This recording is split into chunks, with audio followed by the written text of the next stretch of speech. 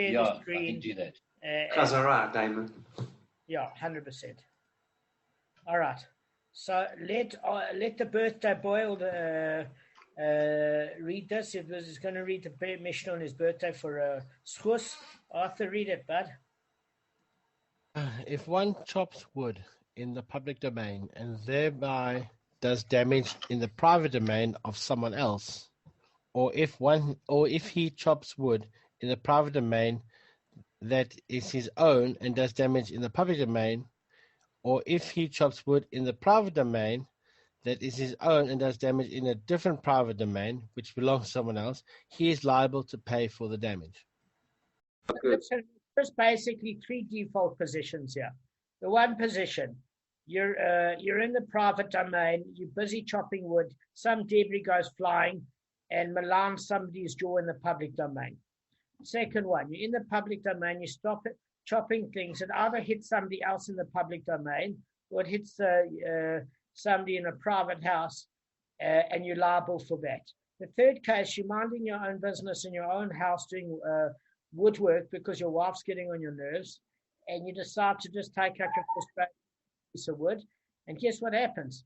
Your next door neighbor gets cracked with a wood and you have to your wife and your neighbor and you're liable in all three cases. That's where we're holding. All right. I'm just going to read something off. Is something preaching in the background of yours, speaking of wives? No, I'll block it off. Okay. All right, guys, so I'm going to just read it quickly. Akiva, this is a summary of the other day. So why was it necessary that all these three cases were stated explicitly? Okay.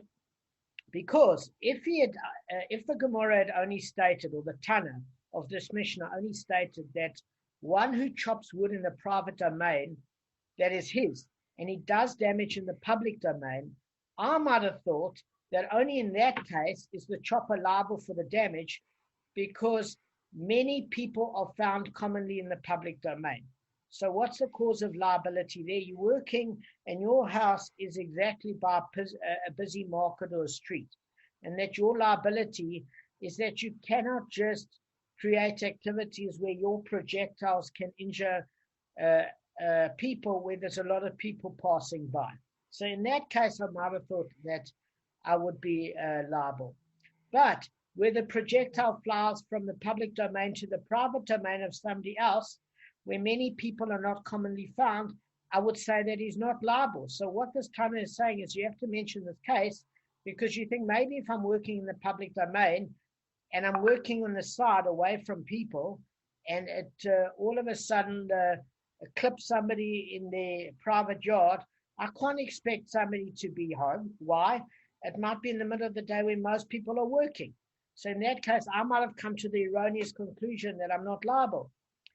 And if he stated that only in a case where the projectile flies from the public domain to the private domain of someone else, I might have thought that only in that case is the chopper liable for damage.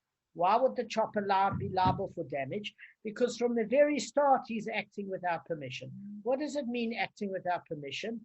Very simply, is that what are you doing angle grinding or chopping wood or doing any sort of home improvement work in the public domain?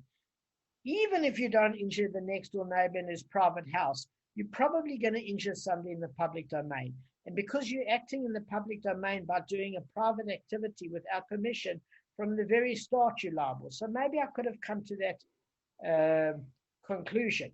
But where the projectile flies from his private domain to the public domain, in which case he is acting with permission. So what do we mean in that particular case? I'm working from my workshop in my garage at home. I've got permission to work there. I'm not making noise, I'm working there. Suddenly, a projectile of wood flies and hits the neighbor, and this neighbor is usually working during the day. I'm not disturbing him after hours with the noise. And what is he doing home early during the day when he generally works till 5 p.m.?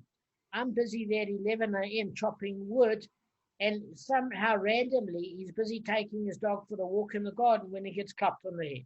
So in that case, I would have thought there's no ways that I'm liable because it's an unavoidable accident. And it's exactly why the Tana of this Mishnah decided to bring all three cases. Okay, because I would say you're not liable in that case. Why? Because I'm acting with permission by doing something in my own premises. Then also that the likelihood of it clapping somebody in a private domain is far less than if the projectile landed in the public domain.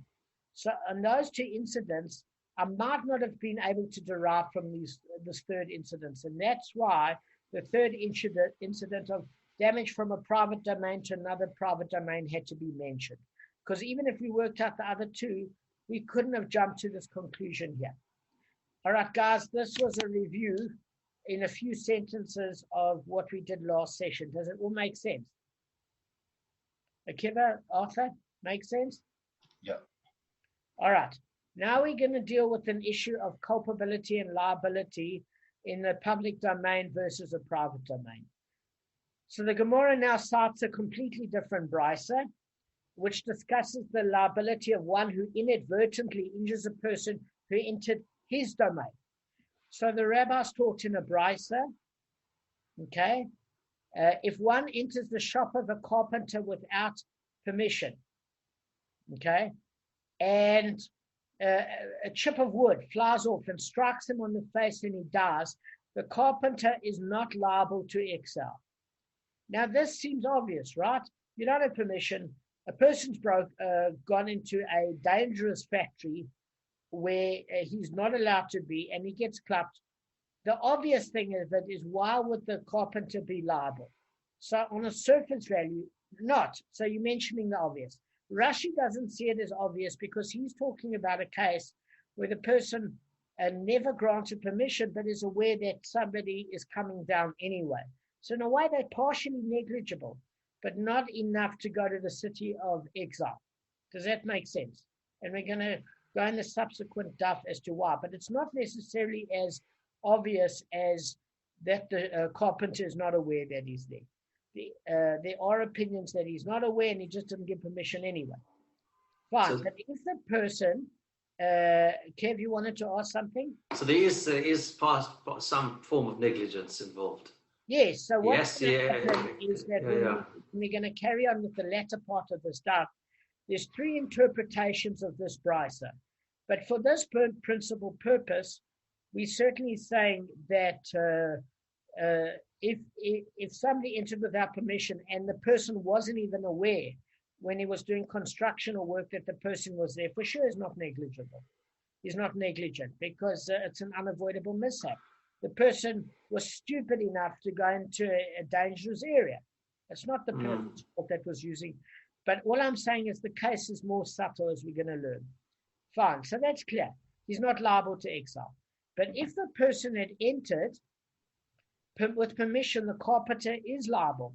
So what do we mean liable? Liable for what? So this is what the Mishnah is going to examine. The Brisa says that when he's liable, because he injured the person who asked permission to enter the workshop. Rabbi Yossi Bar Chanina explained that he's liable for four things if the victim is merely injured. So before we discuss a case of exile, let's talk about what those four things are for injury.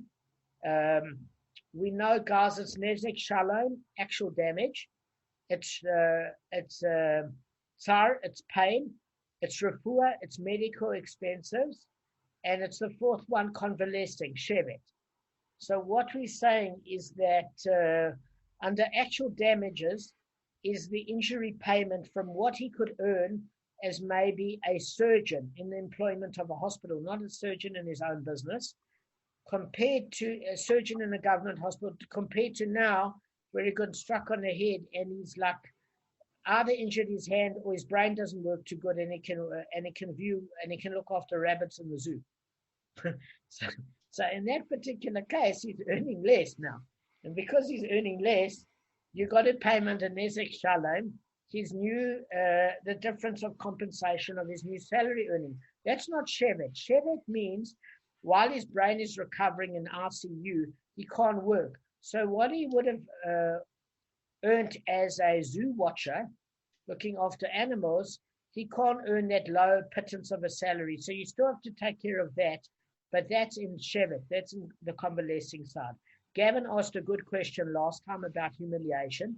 Humiliation is only paid when there is purposeful harm. What do we mean purposeful harm? Not bordering on gross negligence. Two guys take swings at each other in a bar fight. Then your intent is to do damage. It's not just being unaware or being negligent. Then you're aware of you're wanting to hurt the other person. That's where you pay for humiliation, Gavin, which was a great question. All right. So now we're discussing, but if the victim dies, he is not liable to exile. We want to know why. Surely this is the case of what do you call it? A case of unintentional murder. Okay, and therefore you would think he's entitled to exile. But the reason why Rav Yossi Bar Chanina says he's not liable to exile is this situation is not comparable to the prototype of a forest. Let me explain to you what the prototype of a forest is. I'm going to share my screen. Okay, so it says, for instance, this is Deuteronomy chapter 19, verse 5. And it says, for instance, a man goes with his neighbor into a grove to cut wood. As his hand swings the axe to cut down a tree, the axe head flies off the handle and strikes the other so that he dies. The man shall flee to one of these cities and lives. Okay, I'm going to share another part of my screen now, which might add some clarity to this also. Okay, let me see if I can find it. Okay, I'm sharing another part of my screen. Now this is a Gemara in 7b in Makot, and Makot talks about an unintentional murderer. In Shmot chapter 21 verse 13, and it is written with regard to an unintentional murderer and one who did not lie in wait. This serves to exclude one who had intent to throw a stone to 2 cubits and he inadvertently threw a 3. Okay. But let's go to the verse in Deuteronomy. As one goes with his neighbor into the forest, from which is derived, just as a forest is ownerless property, there is permission for the victim and for the assailant to enter there. So too, unintentional murder that occurs in any place where there is permission for the victim and the assailant to enter there is punishable with exile. The unintentional murder of one who enters the assailant property without his permission is not cause for the murder to be in exile. So where you're going to have a problem is as follows. It's saying that this case is not prototypical of the act in Deuteronomy, because the act in Deuteronomy says that there are two people. Kev, are you awake? Kev? There are two guys in a forest, okay? And the one is aware that it's a ownerless property, which means anybody can be there. So the one guy's chopping with his axe a piece of wood, and he doesn't check that his handle, Arthur, is attached to the axe. So either the axe handle flies off, or the axe, the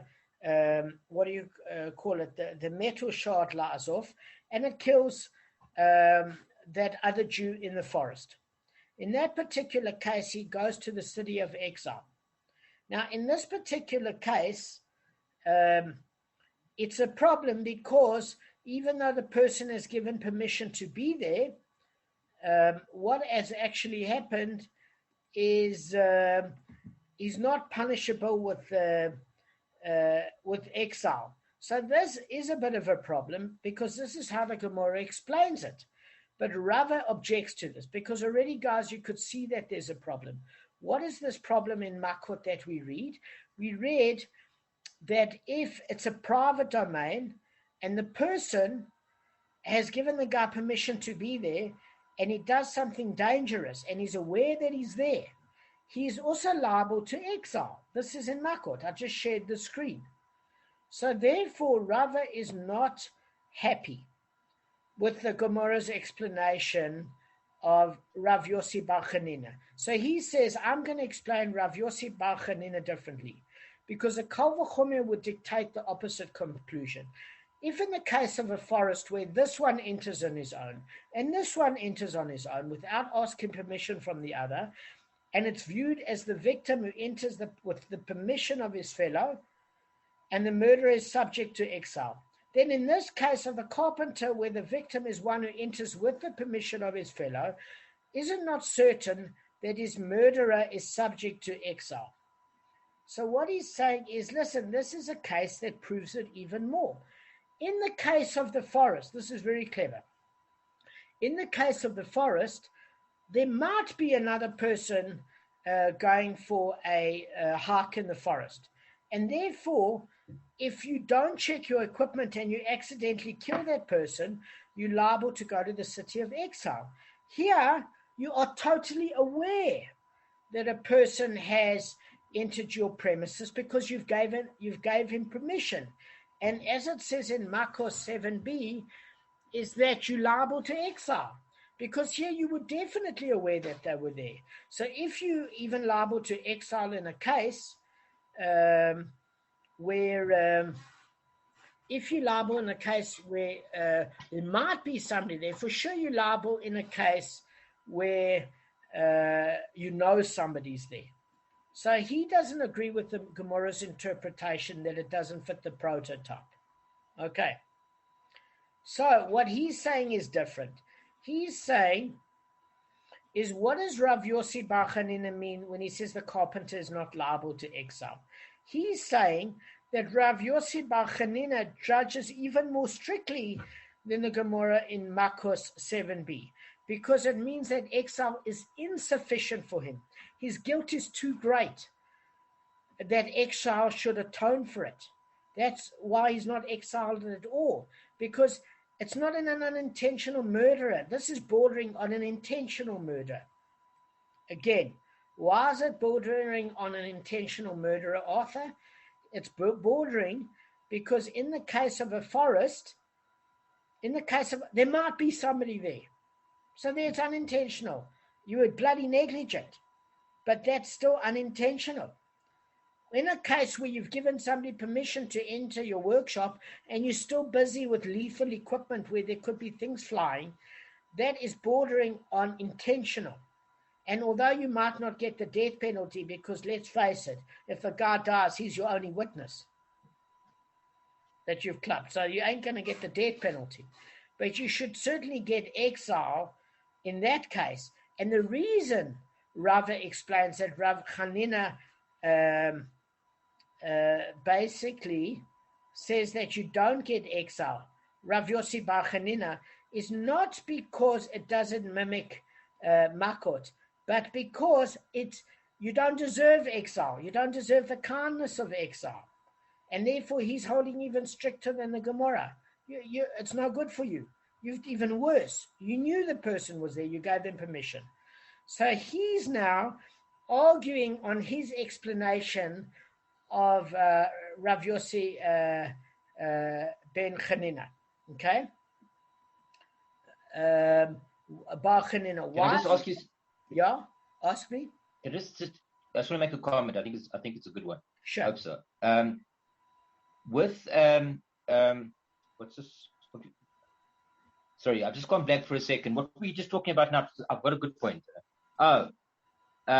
Okay. The guy that's supposed to, in this particular case, because it's more severe and it's bordering on intentional. If he invites the guy into his workshop and and the guy gets killed, what happens to that? That guy is not given that kapora of going to the city of refuge, but practically that family of that guy can come after him. He's not protected, so there's a bit of a problem. That's just what I wanted to raise. You are completely correct. There's no problem. Things will take care of themselves. All right, I'll wait for you. No. I'm saying things will take care of themselves. The family might just kill him. Yeah, but that's part of the city of refuge. That was part of the purpose. One was for the kapora, and 2, it's a safety mechanism. I think it's a great question. I don't know, if the family, if he's not entitled to take on the game of the running man, I don't know if the family are entitled to kill him. They might not be allowed to kill him. That's option 1. Option 2, That's a good point. Probably not. if they are, the problem will take care of itself. Don't worry. The family will take care of it. No, for sure. Okay, so right. it's a great question. The truth of it is, I don't know the answer. That's fine. I just wanted to raise a point because I just saw a bit of an issue there. All right, thanks, Dan. All right. So the thing of it is, okay. So the thing of it is, we're saying that Rava is explaining Rav Yosef Bar Chanina is saying that exile is too good for him, exactly as you understood. But Rava doesn't agree with Rav Yosef Bar Chanina. So just everybody's gone off screen. Arthur's ducked off the screen. Gavin's ducked off the screen. We've only got me and Kevin, and it's good. Kevin's a good-looking guy. I'm happy to see Kevin, but we're Nadine's behind me. That's why I'm off screen. Give me a chance. I'm also allowed to come home into my house. Well, That's why I'm off screen. Okay, no, but she can go on screen if she wants. Okay, there we go. That's fine. All right, I'm fine. she's gone. Sorry, And Nadine is I allowed. think it was partly my fault. Nadine is allowed out of the basement every now and again. You've got to give her some fresh air. Yeah, every time Biden, the president of America, comes out of his basement, then I think she should come out too. That's a very heavy joke. All right, just ignore that. There's a whole thing about Biden always being in the basement. He's been there. He's been president for 54 days, and he hasn't held a news conference yet. It's ridiculous. Maybe Anyway, carry on. Avatar, maybe it doesn't even exist. I don't know. So, so quickly, we just need to cover a couple of things quickly. So there's 3 points here. The Gemara is explaining, Rav Yosef Bar Chanina is saying that this case of a carpenter that gave permission for a client to enter his shop and got killed doesn't mimic the case of the forest prototype, and therefore is not subject to exile. That's how the Gemara explains this. Ravi explains it as saying that the Gemara for him doesn't make sense, because even according to the Gemara, he would be, in Makos, he would be entitled to exile. He's saying the reason why Rav Yossi Bar Chanina doesn't allow for exile is not because it doesn't fetch the prototype. It's because exile is too good for him. He doesn't deserve the kapora of it. But he argues with him. Okay, guys, I've got 9 minutes left. It argues with him, and Kevin has to also teach. All right, so let me just quickly go through this. So Rava challenges the ruling from the following Mishnah. Okay, and that Mishnah is in Makos 22b, and I'm going to quickly share my screen.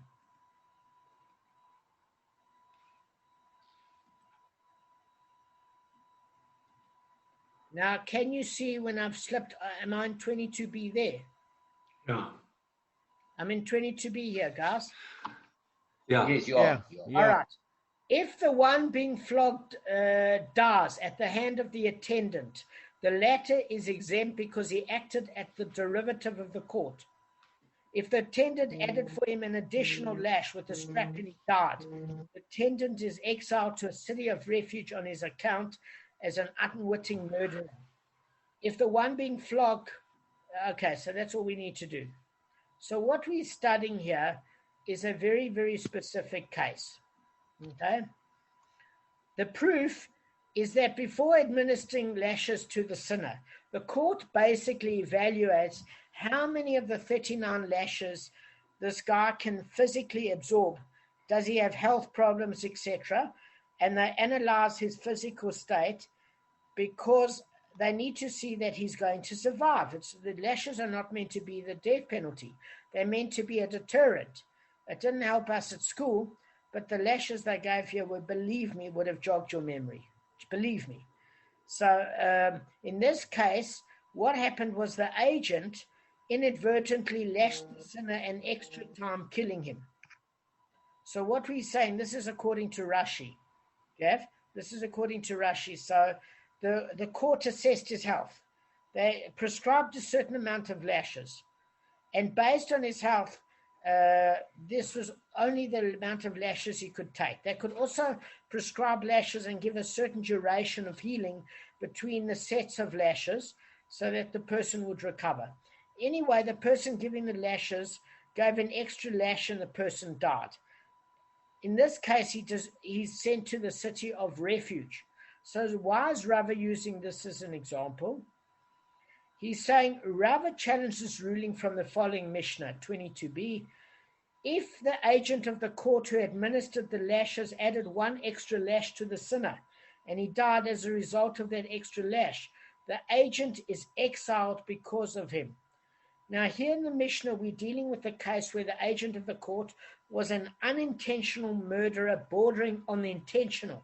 Exactly the same case as the case where he allowed him in with permission. So he intentionally didn't want to kill him, yes, but it was bordering on the intentional in terms of negligence. For he should have been mindful that people can die through that one extra lash. Yet, the Mishnah states that he's exiled. Thus, we see that an unintentional murderer who gross negligence borders on the intentional is subject to exile. So Rava is using this as a proof against Rav Yossi Bar Chanina to say that even if it's bordering on the intentional, providing it's obviously not intentional, where there are witnesses, etc., even in that case, he gets exile. So he doesn't agree with Rav Yossi Bar Chanina. He said that exile is too good for him. He says, like Gavin, he's entitled to have the deserving kapora of exile. Maybe the family's coming after him. Maybe that's also a reason. So he's arguing with that. Does that make sense, guys? He's using this as proof.